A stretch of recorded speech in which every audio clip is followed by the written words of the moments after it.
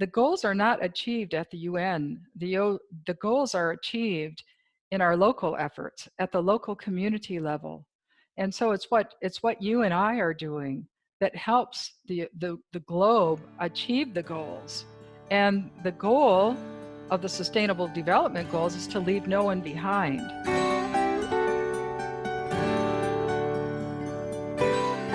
Well, welcome everybody. You are listening to In the Company of Charity podcast. Again, my name is Sister Liz Schoberg. I am here with my good friend, Sister Elizabeth Greim. Hello there, dear sister. Hi, dear sister. How are you? I'm great. How are you doing today? I'm doing very well, thanks. Starting your home visit, which is exciting. I am. I'm up in Boston. It's nice because, in Utica, the leaves have changed and already done. Like the peak is over. And so as I was telling you earlier, I'm now down here in Boston ready to go do some leaf peeping. Guys, yeah. Leaf peeping. I just learned this today and I don't even know what to say. It's a thing. It is. It's a total thing. If you were a New Englander or you lived in the Northeast or any part of the North, you would know what leaf peeping is. I was clueless. It's going in the car, driving. You go driving all over the place, up in the mountains, and you have to time it right. Down here we could cactus peep, but I don't think it's as exciting as... But enough about us. Yeah. We have an amazing episode coming to you today, an interview by Sister Margaret O'Dwyer, who is at the United Nations. And now, before you click away, because some of you are going to say, like, United Nations, super boring, have no clue about it. Okay, I was there, completely clueless. But this episode is like United Nations 101. Sister Margaret knows this stuff backwards and forwards. And I was really I listened to every second of this episode. I really did. I hope so. I hope you did, because it's really, really good. She is amazing because she takes something that is monumental and like way over the top, confusing on its own if you tried to figure it out. And she makes it so easy to understand. I mean, you really get it in the end. And I think what she does is she really helps to kind of consolidate the concepts of the UN into bite sizes that you can actually deal with, because when you think these huge decisions about eradicating poverty, ending homelessness, the kinds of things that she talks about and addresses in this episode, but she makes it something you realize, okay, so the whole world can really get together in the UN and they can meet and they can discuss and they can actually get things done. But you got to be patient. Patience is, I understand now why it's a virtue, because you have to have real patience to get through this stuff. But she just makes it sound like I want to go there next week. Yeah. I seriously was like, because we went to the UN as a UN orientation, I guess. Yeah, I did the same one years ago. Yeah. And, just to be in a room and you're like, here are representatives from the Congo and here are representatives from this country or this NGO and that other NGO. And, there's a whole lingo to it, but she really makes it really accessible to the lay person who doesn't understand anything like myself. I'm like, I'm just trying to be with this person that's in front of me. And this lady, Sister Margaret, is just, trying to end homelessness throughout the world, Yeah. It was great. I think, having worked with homeless issues, working with people who are unhoused, working with refugees, I get a sense of the global nature of things, but like you say, I'm dealing with what's like in front of me, like the people who are here. I don't know how they all got here, but I know there is some big process. So I begin to realize like the United Nations Human Rights Commission is what is the organization or the piece of the UN that helps refugees come, right? She talks about that like, oh, this is what happens. And I'm thinking it's this monumental thing. So it's just, I mean, we keep talking about it this way, but it's just pretty amazing. And I I realized that I knew so little, I wasn't always sure what to ask her, so I said it was good because I just asked questions that are real novice, somebody trying to do, United Nations 101 would Yep, ask the real basics, and got just amazing, amazing information from her. I think we definitely have to have her come back and talk more about the homeless initiative that the Vincentian family has been a part of and how that has advanced. I mean, they've actually been able to get homelessness as an issue on the floor in conversation in the UN. That's huge. That's just huge. that's So, amazing. um, yeah. So So it's people it's are going to really good. love this. You're going to love the episode. You're going to be inspired. And then you're going to give us a rating on Apple Podcasts. I mean, clearly that's what Absolutely. needs to happen after that. Oh, I think so. I think a good rating. If not for us, for Sister Margaret, do it for her. Do it for her. Do it for her. Even give us a review. I mean, that'd be all right That's too. right. That's right. Yeah.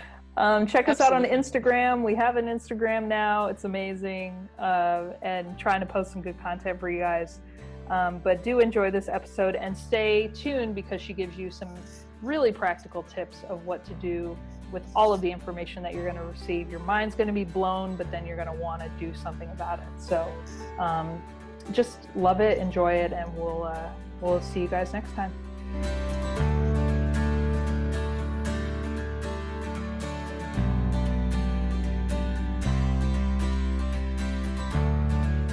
So welcome everyone to In the Company of Charity.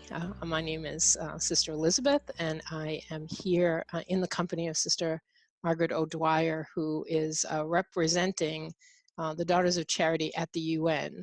And we're just so excited that she was able to come and speak with us today, because the UN is it's a big organization, and it's just a big thing, and it's really hard sometimes for us to understand exactly how does this work. And so today we're going to ask Sister Margaret about her work, about what she does, and just what life is like in the UN. So welcome, Sister Margaret. Thank you, Sister Liz. I'm thrilled to be with you this morning. If you could, what is a UN 101? Like, what is it that somebody listening to this podcast would need to know about the UN? Because it is complicated. It is diverse. It has many, many layers. It can feel like something that you walk into and you're like in just a huge abyss of all kinds of stuff. So if there is a 101, if there's a way to bring that down to a level, what would that be? Okay, so the UN was formed in 1945, and it's important for people to know that it just doesn't take place in New York. New York deals with the economic and social issues. Then there's an office in Nairobi, Kenya, which deals with the environmental issues. Drugs and crime are dealt with in Vienna. And then in Geneva, that's the office that deals with human rights. Then I there are didn't other realize more. that. Yeah, that's interesting.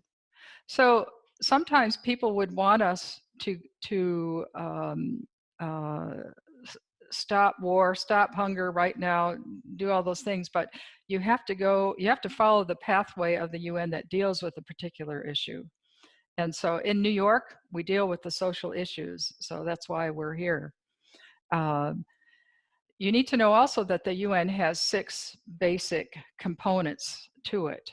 The Secretariat, which is current Secretary General Antonio Guterres. He's like the leader of the UN and that office.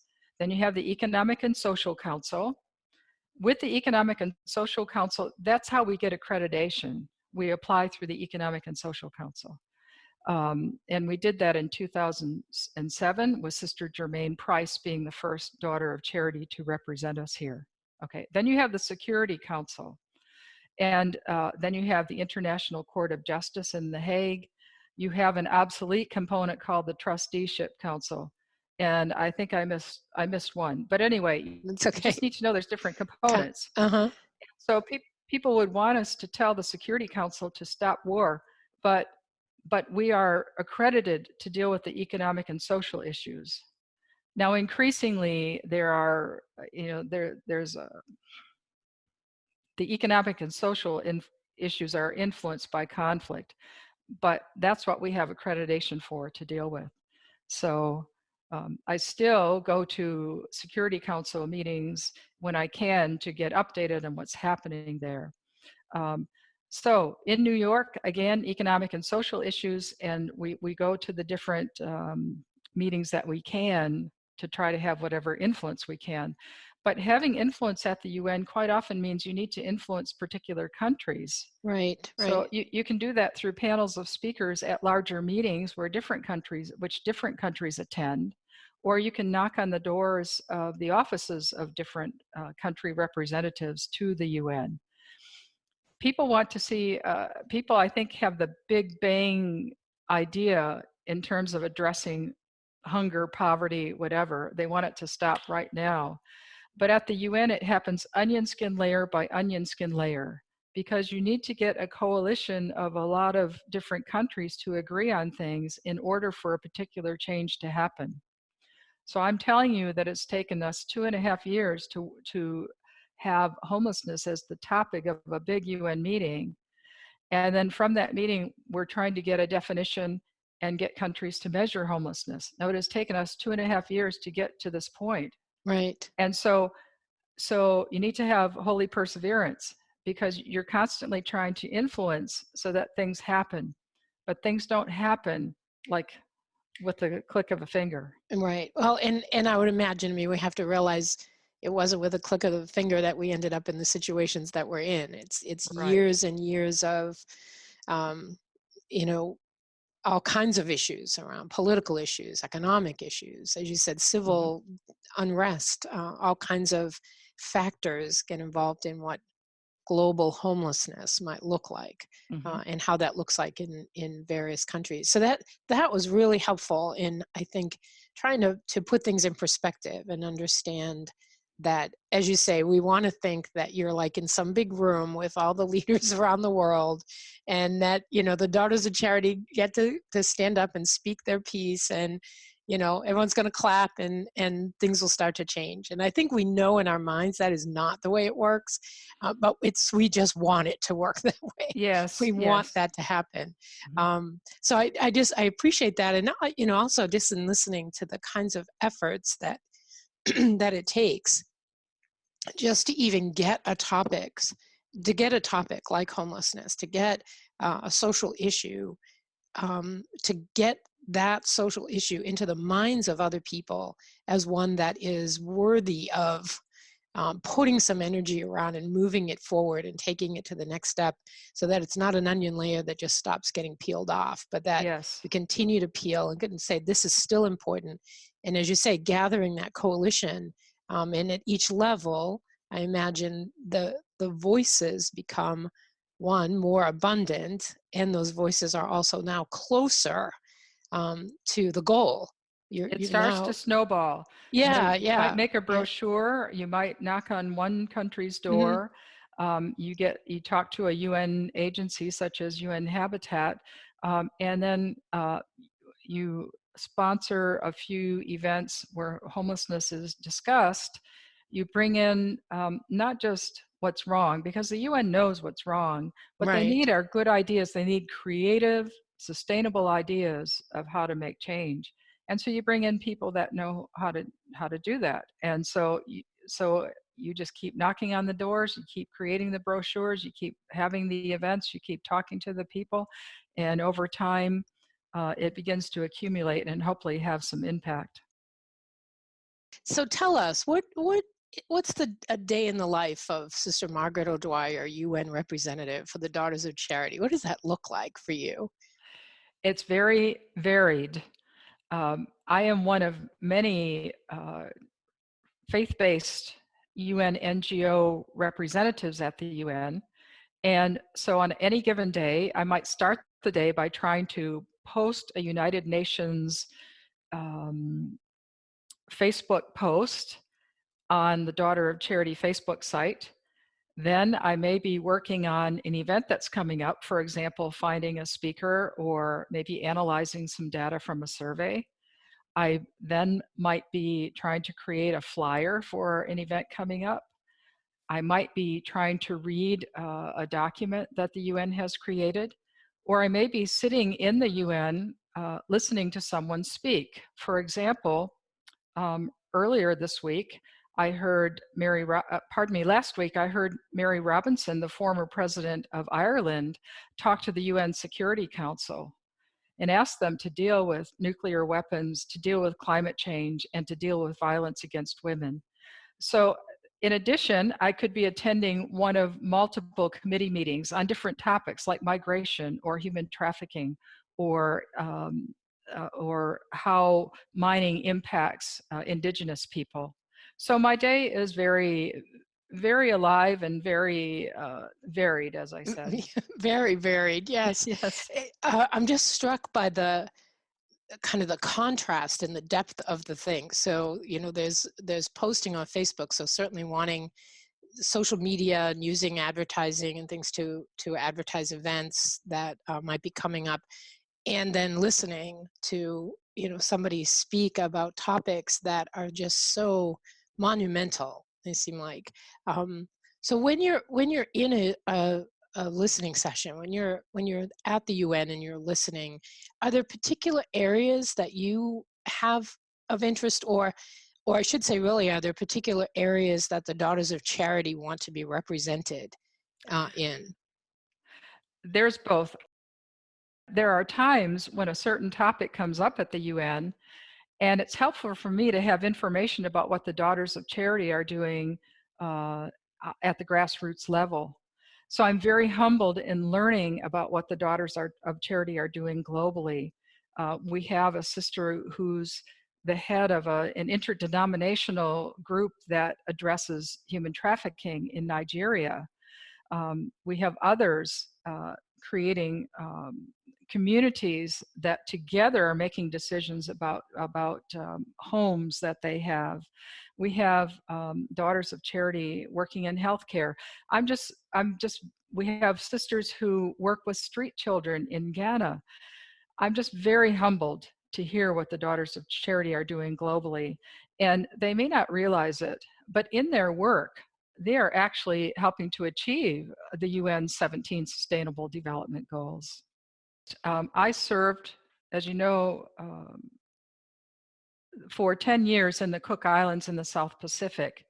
Therefore, my experience there, along with current media reporting on climate change, causes me to be very interested in that topic.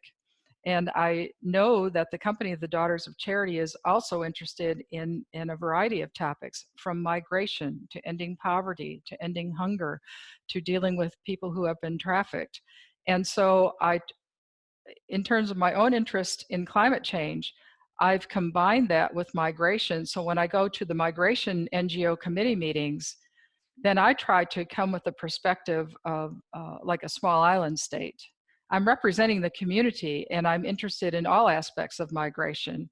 My passion would be for how climate impacts people who people who live in small island states. That's just one example. For the community, you know that we have a 6-year plan. And in that plan, it speaks of topics specifically like migration and human trafficking and getting to know the UN better. And so I'm focused on those topics as well. But our sisters have many interests. Some, for example, work with indigenous peoples. And so I'm on a committee that looks at those kind of issues. Others are interested in how are we going to pay for making sure that everybody has sustainable development. So I go to a committee meeting on that topic. There's a broader committee that talks about social development, the Committee for Social Development. So I go to that meeting. So I try to focus on what we're interested in, migration and trafficking, but also to keep a bigger picture because our sisters have broad areas where they help people. And of course, always the base, the foundation is how do we end poverty? Yeah, and I can hear as you're saying it. It covers so many topics, and I think that, you know, as Daughters of Charity, we're not just looking at while many of us are looking at the poverty in front of us, we recognize that poverty comes from a much wider, often broken system And so, we're looking at things like systemic change. We look at things like collective impact. We look at all kinds of ways in which we, in our local communities and in our local neighborhoods, can affect, change. Change either in the systems that are around us, changes in the structures that hold people sometimes in poverty, but also trying to help the individual. So how do you see your presence, your influence, and certainly not just you personally, but you as a representative of the company of the Daughters of Charity of St. Vincent de Paul? How do you see your ability to impact the way in which systems can change, or the way in which poverty can be eradicated? I imagine it must feel huge, and yet these sound like kind of intimate experiences as well in these committees. So tell us a little bit about that. Yes, it's almost, if you watch the evening news, being at the UN is like the evening news on steroids. Believe it, yeah. Yes. So the best example I can give of how we work on systemic change at the UN is to talk about the Vincentian family efforts related to homelessness. As you know, in 2017, the Vincentian family, on its 400th anniversary, agreed that they would focus on homelessness. And so since that time, we, meaning Vincentian family NGO representatives, have come together and said, how can we work on this collaboratively? And So, excuse you just for 1 second. So the Vincentian family NGOs would include the Sisters of Charity Federation, the Ladies of Charity, Vincentian Priests, St. Vincent de Paul Society. Okay, so the family is big. I mean, we talk about the family often in our podcast, so we just want to keep reminding people that the family is bigger than the daughters and the Vincentian priests. It's thousands of people, thousands. Yeah. So I'm sorry. Go on. So we created a lot with the efforts of Father Guillermo Campuzano, CM, a Vincentian priest, what we call the NGO Working Group to End Homelessness. So that group has been working very systemically to try to get the whole of the UN to adopt a resolution where they agree to A, define homelessness, and B, measure it. Now, these are some of the asks of the Vincentian Family Homeless Alliance. So I know that you want to hear that we're asking them, the UN, to find shelter for the homeless, and we want that too.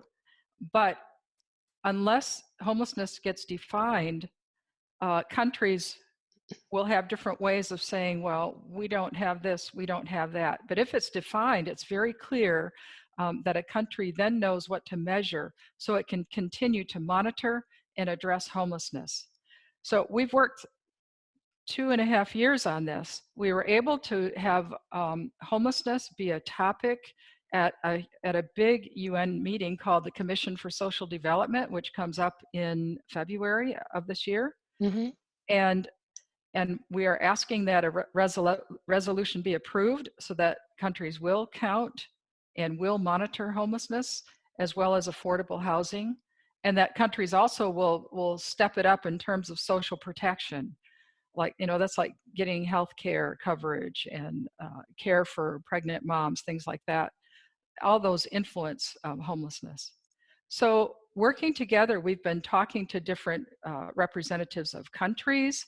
We were part of a global sleep out in December that raised funds for homelessness causes. We've had panels of speakers at the UN. For example, almost a year ago, we had representatives from the Vincentian Family Homeless Alliance. We had actual people who experience homelessness speak, along with the Irish Mission to the UN, and Sister Catherine Prendergast, who is my counterpart in Geneva, also monitored that event. So in terms of systems, if we can get countries globally to define and monitor homelessness, then it implies that they will take action to help end it. Yeah, so it sounds like that while the topics covered and the sustainable goals. I know there are 17, are there? Yes. 17. So we couldn't possibly cover all 17. That sometimes it is that focused energy around one topic to make change. And I would imagine that in that same process, what you realize is that when you can get the world to focus on one topic, you would in many ways probably then obviously affect other topics. So like issues around healthcare can get addressed when you're looking at issues of homelessness, because people who are housed would tend then to have better health um, outcomes in the end, that they're not exposed to the climate, the weather, whatever. um, it feels like to me as you're talking that this is the global, as you were saying, it's kind of like the nightly news on steroids, that it's what I'm seeing in my local community is a small, what feels like big to me, because I have homeless people around me, but in a sense, not small in the insignificant way, but it's kind of a microcosm of something so much bigger that can be addressed at a wider level. That homelessness in Utica and homelessness in Uganda is still homelessness. How we define it, how we address it, how we help the systems around us begin to eradicate those issues are going to be something a little different. But so I find that really fascinating as you talk about that sense of defining homelessness. I have two thoughts.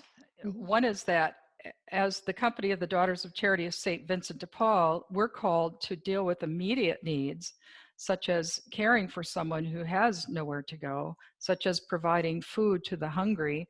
That's very important. Mm-hmm. Someone who has experienced a disaster needs immediate help. But it's also very important for us to look at getting at the drivers of the situations. How do we end the causes that force people to have to find a home, that force people to have no food? And so at the UN, I would say our UN work, it's both. It happens at a local level, it happens at the UN level.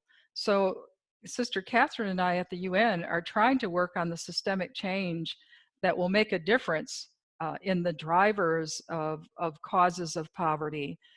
But the real action is happening at the ground, where, for example, you may be dealing with refugees, you may be helping to educate refugees or providing health care. It's a two-way street. So we can carry information from what people experience that you see every day to the UN to keep the UN informed as to why things need to change. And then we can advocate at the UN to try to work on those changes and hopefully provide feedback to sisters such as you on the ground, so that you know what's happening at the UN. It's a two-way street. Yeah, and it sounds very kind of organic in the bigger way as well. That you can't plan it all out. That it's looking at trends, it's looking at the way things change and move. Because certainly the issues around refugees, even when I arrived here in Utica 3 years ago, is not the same issue of refugees now in the United States, and the issues around refugees around the world is very different. So, yes. Could I mention another component? We've sure. talked a lot about systemic change, and absolutely, Sister Catherine and I are working on systemic change. But in addition, another big component that's so important to the Vincentian family and to the company of the Daughters of Charity is collaboration. Mm. Because systemic change does not happen without collaboration. And we collaborate in a huge way at the UN. I mentioned there are many other faith-based organizations. So the committee meetings I go to are usually gatherings of other non-governmental organization representatives from many are from different religious communities, many are from other nonprofit NGOs. And just to give you an idea, last summer we conducted a survey about inequalities because that was an issue the UN was going to review. And so now we're analyzing the data so that then that data can be presented. So that's just one way we collaborate. We collaborate when we have panels of speakers inside the UN. I'm collaborating on a panel of speakers that will talk about um, uh, expensive housing and homelessness and social protection in February. And so we're collaborating to find speakers, to create the flyer, to work on a concept note. So working at the UN does require a lot of collaboration. In addition to the committees that we collaborate with, then we need to collaborate with the representatives from countries. I Hmm. would say that the Irish mission, for example, has been very helpful to us in terms of sometimes speaking at events that we have, or we cannot book a room at the UN. That needs to be a country that does that. And sometimes that mission has been very helpful to us in doing that. So just an example that collaboration is very important there. So What, tell me a little bit about these events. So when you talk about collaborating, you're collaborating with other faith-based NGOs to create a panel around a particular topic.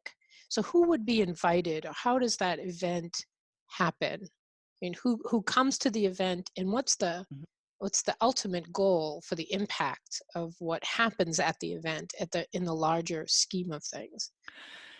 Okay, so the UN has a number of different commissions and big meetings or forums that happen during the year. Probably the first big one that happens is the Commission for Social Development, and that takes place in February. There's also the Commission on the Status of Women in March, the Permanent Forum for Indigenous Issues in April, and what's called a high-level political forum in July. So for the avenue for the Company of the Daughters of Charity to to have influence at the UN is through the Commission on Social Development, through the Economic and Social Council of the UN. It's the part of the UN that deals with social issues and economic issues. So for the panel of speakers, our group who has gotten together, we're called the Grassroots Task Force, a division of another committee. And so we put together a survey, we sent out the survey, and now that will be presented at the meeting on the Commission for Social Development in February. That so I had um, put out on our Daughters of Charity website in St. Louis an invitation to any sisters who wanted to attend. Hmm. We can have up to about 10 sisters come. The other people who will be there will be countries. Cote d'Ivoire is the country that will be in charge of the whole event.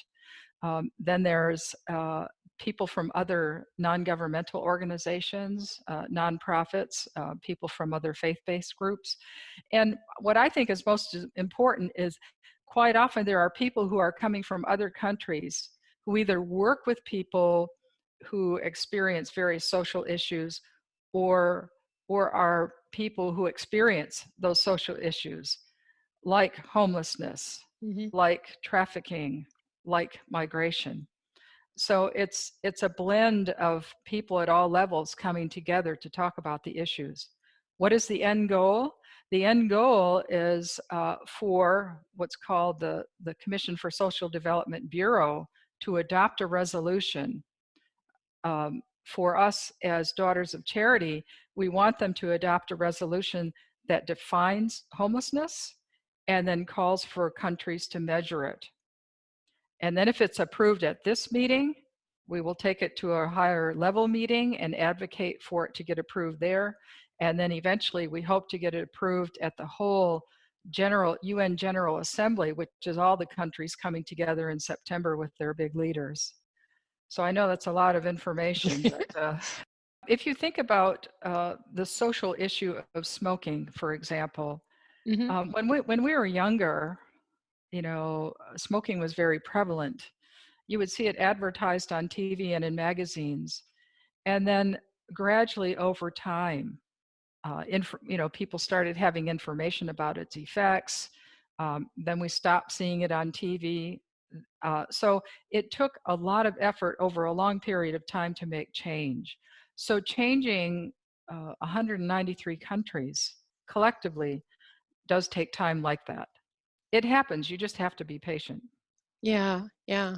And that's a great example because we don't, I think, especially after the issue has been somewhat resolved or there's been some impact made and you move along a couple of generations, right? Yes. You think about young people today, they have absolutely no idea what a Marlboro Man commercial was. Right? Many Yes. of our listeners might not Hmm. know Hmm. what we, those of us, I mean, I'm 59, right? And so where the issues around smoking and especially just how it's advertised has been so drastically changed. But again, someone much younger who's experienced the actual change, the impact, doesn't necessarily know what had to happen before. So it's a great example of just trying to understand, and I think also allowing that story of change to continue to be told, because as continuing to use that metaphor of the onion, once you've peeled that layer away, it gets discarded in some way. You keep moving on, but it's somehow in the role that you're in as well. It's being able to tell that story about Yes. how this change occurred. Yes. Who are the players that really moved this forward? And I think, as daughters of charity, as members of the Vincentian family, um, we want to be change makers in our neighborhoods and we want to be change makers in the world. And those really come in both ways. And It's a both and, not just yeah. either. The Sustainable Development Goals, like end poverty, end hunger, make sure everybody has health care and everybody has education. Um, the Daughters of Charity are fulfilling, they're realizing those goals in their cities, in their Hmm. communities, where they're in schools, where they're providing health care. Um, and then on the bigger scene, we're trying to make sure the goals are realized by, for example, ensuring that homelessness is addressed. That would help. That would help reach a component of Goal 11. Anyway, so it's a both and. It's happening at both levels. We need to try to feed people who are hungry or help them to have access to food, but we also need to change the systems that cause them to be hungry too. Yeah, I think that's the ultimate. And Hmm. as we're saying, we kind of know it intuitively. We know it. Hmm. It's how do we go about the process and remain patient in the process, knowing it's not going to happen overnight, and yet believing that it will happen. That if in our perseverance and in our patience and in our focus, that we can make that change. Um, so if you had one prayer for you wanted one thing for our listeners to really help you focus on and join you in prayer about, or have them do some research on their own, maybe what would be the topic? I imagine homelessness would be one, but how can those who are hearing this podcast um, go deeper for themselves, and how can they assist you either in their prayer or in their own research? I would like to suggest a couple things. In terms of what people can do, I would go online and just take a look at what the Sustainable Development Goals are. It's overwhelming to, as you had said, to think that we can make a difference in all 17, but choose one. Just choose one, and then say, what can I do to help the world achieve this goal? The goals are not achieved at the UN. The goals are achieved in our local efforts at the local community level. And so it's what you and I are doing that helps the globe achieve the goals. And the goal of the Sustainable Development Goals is to leave no one behind. So to reflect and pray over how can I have an impact um, to help leave no one behind by focusing on a particular goal. The second point I'd like to make that is very important to me is we all know that we live in what seems to be a very polarized world. I think one of the greatest witnesses we can have as daughters of charity is to be people who exemplify dialogue among others, to understand others, to see each other's point of view, and then to collaborate together, sometimes making compromises so that the common good can be addressed. So pray. The strongest prayer I could ask for is a prayer for the United Nations to be a symbol of how multilateralism, or working together, sometimes making compromises, but dialoguing together, trying to understand each other, not being only self-focused, but being focused on the common good. How the UN can be an example of that. It's so needed in the world. I think if that could happen, then specific issues like hunger and poverty and lack of education, lack of health care could be addressed. Well, thank you. That's those are big challenges, but I think they're definitely doable in the sense of us educating ourselves, first of all, and on a topic area of particular interest to us, but then also, as you said, joining in that, trying to bring wholeness to what feels fractured, and doing that in a way that impacts both where we are, what's right in front of us, but also the wider world, and not be, I think, not be stymied by what feels like a fracture that can't be fixed, but to believe in the ability for people to come together. I had one other thing I wanted to say is some people notice the flaws of the UN and say, why is the UN helpful? And I think the UN is there when refugees need a place to stay. The UN is there trying to help provide practical things like tents and water. When children need immunizations, the UN is there. Many people don't see what's behind the scenes. The current Secretary General, Antonio Guterres, is very committed to want to prevent conflict before it happens. And so we have peacekeepers not only stationed in different locations, but we have people going to locations of potential conflict ahead of time so that they can try to work on mediation, work on ways to prevent the conflicts from happening at all. And so the UN provides food to hungry people. So these are all reasons why I still have respect for the UN, even though sometimes it could take some hits in the media. Yeah.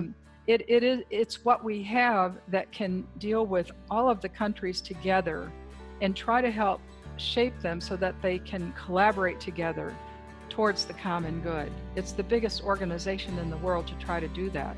Are there flaws? Yes, we all have flaws. But are they committed to trying to get better? Yes. And so it's what gives me hope.